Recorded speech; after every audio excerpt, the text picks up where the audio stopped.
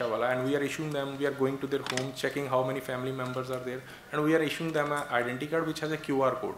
So doctor from his mobile can scan his entire detail, that how many family member he has and all those things. So that part we are doing it. So they just like in a visa card. So every doctor has some that standards insignia of a EcoCap. So EcoCap patient entertain here. So wherever they see the logo, they can go to that hospital. So it's like that. Yes, please.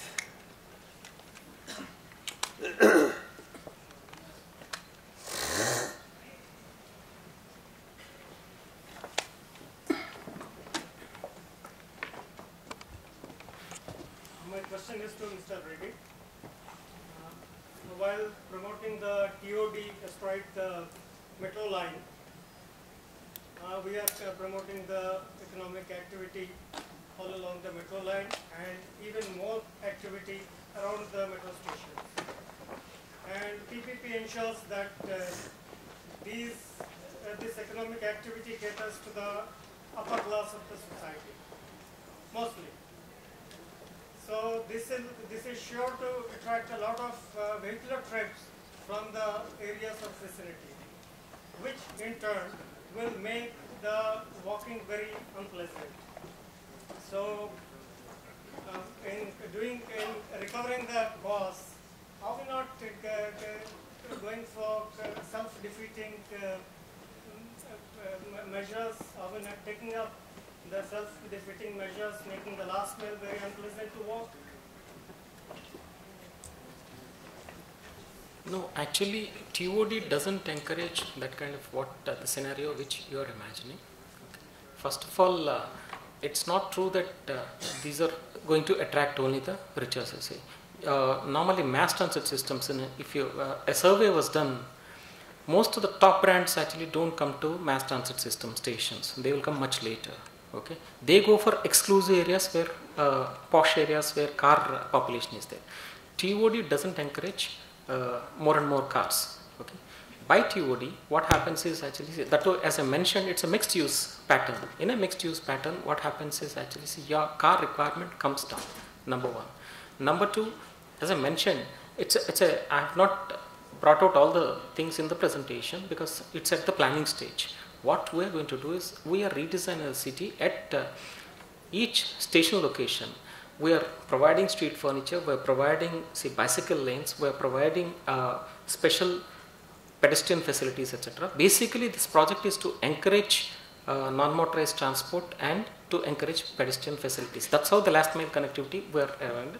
And very few places actually parking, as I mentioned in the hierarchy also, that is coming to the third place where parking for cars will be provided. So this project doesn't encourage vehicles, but it's an accepted fact that actually TOD is the solution for most of these say high density cities. Actually, see, instead of sprawling this, instead of allowing urban sprawl, it is better to encourage transit oriented development, actually densify along the mass transit corridors. Any other question? Yes, please. Last question. I have a question for Mr. Navdeep. Yes. How do you bring about a behavioral change in the rickshaw pullers? Because stereotypically we know that the rickshaw pullers have been abusing drug and alcohol and everything. So how do you bring about that kind of change? Because now since every other assistance to them, may it be education or medical assurance, everything is free. So whatever money they get, how do you make sure that salary is used for the family benefit and not for this abuse? So First thing that we are not giving any cash benefit to any rickshaw wala. So it's a free medicine, the bag, school bag, if you want, you let us know, we'll give you this. So it's almost like a cash but not direct cash. And second, we are monitoring them through their families. So even if we have to pay something like the scholarship and all that we are straight away paying to the girl child, and the mother also comes. As a part of monitoring, the data which we have is that they are taking drugs because they are not getting nutritious diet. And just to recover their body, they need some quick medicine, so that next day they also can work, because the living conditions are not good. The stand is not there where they are sleeping. And then when they go back to the home, the rickshaw design itself is not ergonomic. That also attract a large amount of that, they feel very tired and they start taking these drugs. So we experimented it with the same fellow. We asked them to drive another rickshaw, which is lighter in the weight and all that. 3 days he took nothing. So then we felt there is something, and that's why like the stand, the picture which I showed you where they stand now, they have a television, the DTH connection is there, they sit, they enjoy the cricket match, they go back the family, now they have a phone, so the wife, because we have given the 2 mobile number, so one is for the family and one is to the rickshawala. So after 6 or 7, the wife start calling, because we have given the free mobile phone to their wives, so they can call back that come back home. So I mean, lot of things has been done like in a social format. So so far, like the success stories that out of that there were many, but 100 people have been completely transformed, and their families, they came to us and they said, Ki, now my husband is not taking any drug. So, but we are still learning and improvising. I think the lady, I think you wanted a question. Yes. I think after this I'll take only one more question because it's already time up. Please go ahead. Around the metro station areas, is there any strategy that is taken to discourage car users in that zone, like speed limit or pedestrian only zones, or unlimited? So what are the other car policies which would discourage car users in that? We have not yet finalized the strategy, but definitely all these things here. On the one hand, there are going to be incentives for public transport and public transport plus encouraging walking and non-motorized transport. At the same time, there are going to be disincentives. Already see at the national level, I was also a member of that committee. We have formulated certain things and we have recommended to the government. Once government comes out with clear policy issues, on that basis, we're going to have a lot of restrictions on car usage in the core area around where you have a public transportation facility. Yes, please. Last question, please. Yes. Thank you. I would like to rickshaw mafia. I don't know. I mean, if we have done some study, but it's allowed to own or operate a fleet of 100 buses. They are not called mafia, but if a poor entrepreneur have 20 or 50 rickshaws, 100 rickshaws, they should not be called mafia. I think this is a little, we are little being unreasonable to people who are putting together the whole trade without understanding the whole business of them. That's one. The second comment was on how do you ensure that these rickshaws guys don't spend on drink and they spend on food and all. I mean, I would like to ask my fellow colleague if he's aware of the kind of challans which has been done in Delhi and the country on drink and drive by the rich car people. You'll be shocked to see the figures of challans. So, I mean, this is really, we don't have to treat them as somebody, we need to control. I mean, we are a free democracy. So we need to respect the poor and the dignity. I mean, we should know the figures, how many liters of liquor are being sold in the country and how many people are challaned for drink and drive. Those are more important area to intervene, technology, which can make eventually the drive a little more easier in the future and some kind of economics or technical intervention. Are you looking at those kind of stuff? Thank you. Yeah, original concept, and then we improvised as per our own need, we customized certain things. Yes, we are looking on. Yes, for a solar and the battery operated, again, because there is a battery, if we'll do the well-to-wheel calculation, because battery life is a 1 year. So after 1 year, I have to discard the battery, and that battery is costing me around 8,000 rupees.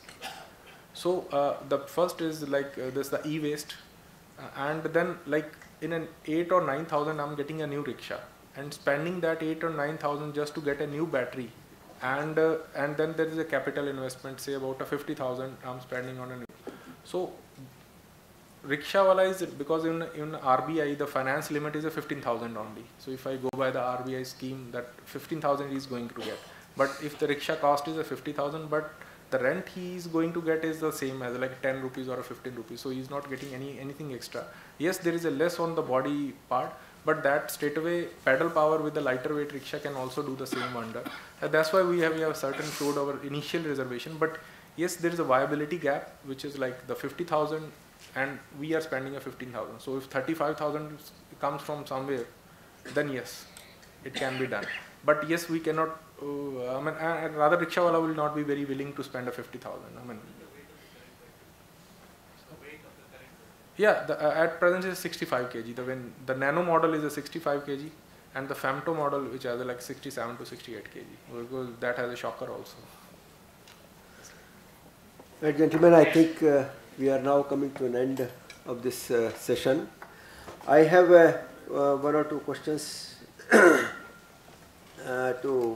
the panelists. First is about the cycling, about the cycles being used for transportation, particularly in the particularly for use as an access to the metro station or a BRT station or to the bus stand. The problem I'm not able to understand as to, although you might be able to handle the first mile connectivity, how do you connect the last mile connectivity? Because first mile connectivity will come from your home. You can come with your bike, and you could have a parking space where you can park the car, park your cycle in a safe manner. But how do you go back? How do you go from the destination station to your office?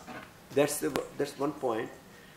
Anyway, the other question is about the rickshaws that have been introduced.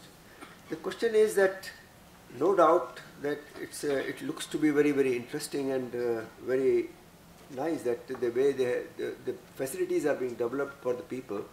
But the question arises as to about the charging of the, is there any control on the amount that they will be charged? They will be charging the commuters. That's the question. Because if this kind of a system is used for last mile and the first mile connectivity, the question is how much extra money that the person has to pay as compared to for traveling over from home to the destination. So that's the second point which I would like to raise to our panelists. And thirdly, my question is to Mr. Reddy, the last question. That is, are you making any provision of space? Because at every station, there will be some rickshaws, there will be some cyclists, there will be some cars who will be picking up or dropping, or somebody wants to park. Of course, parking is a major issue, because parking I'm not so much mentioning about it. But it's the question of at least these vehicles, because what I find in Delhi Metro, particularly in Gurgaon area, the stations, the road has been completely taken away by these rickshaws and three-wheelers and all these vehicles, where again the road is again getting choked. So that kind of a facility, are they planning on those lines? And what kind of a control mechanism that they are having with the concessionaire? So these are my questions. I think we can start with Dr. Reddy and then. Well, very relevant questions you have asked, all the three. The last question specifically you have addressed to me, so I'll answer it first and then I'll go to the other two questions as well. Yes, sir, definitely we're doing it. In fact, we are designing that area, station area, with specific provision for bus base, auto base, and cycle stands. So specific areas will be identified, and that's how. You see, what we're doing is, in Hyderabad context, we are trying to take government properties at 27. I have total 66 stations at 63 locations. I have already got at 30 places, I've got government lands. We have taken 2 to 4 acres. Okay. And there we are redesigning this area. We have earlier structures we have demolished, and there we are designing all these facilities. Number one. First question you have asked about, say, how do you ensure that a person brings a cycle? What happens is, most of our travelers are going to have a monthly card. Okay. Any person who gives a card, this is it's a total project. Okay. What we will do is, any person who produces a card, okay, there will be cycles available. Okay. He can pick up cycle anywhere and use it.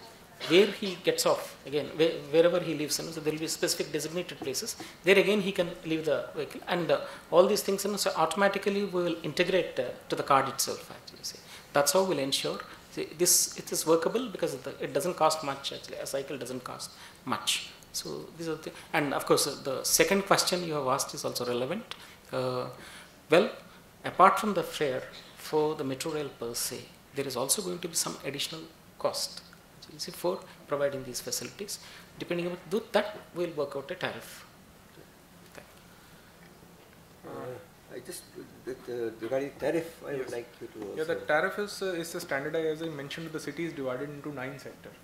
From adjacent sector, if you're traveling from X sector to the just nearby next neighborhood sector, it's like 10 rupees per passenger. Least count is a 10 rupees first one, like within the sector or even to the next sector. So if you are just going to the next to the next, it's like multiplied. So it's like multiplied. So least count is a 5 rupees. We have standardized it and it's being published and circulated to the every citizen. Rather, we have our own meter. The mobile phone which you carry, we have developed a software which you can download from our website also. So if the moment you are on a rickshaw, you just switch it on your mobile, and the moment you getting down from the rickshaw, just switch it off. Your mobile will tell you the total tariff. So rickshaw wala will not bargain with you. So it's like 5 rupees per kilometer is actually the one, and 10 rupees is the minimum which one has to pay. Yeah, just to your first question, I think there is 4 solutions about first mile and last mile connectivity by bike. The first one is to put your bike in the public transport. It's made in many cities in non-peak hours, most of the time. To have a folding bike, that's an option also in Europe. You can have 2 bikes. And often cyclists who can do this, do this in many cities, or you have the bike sharing system or rental. You can rent a bike on each station, and for each solution, you need parking space at the stations. It's the main thing.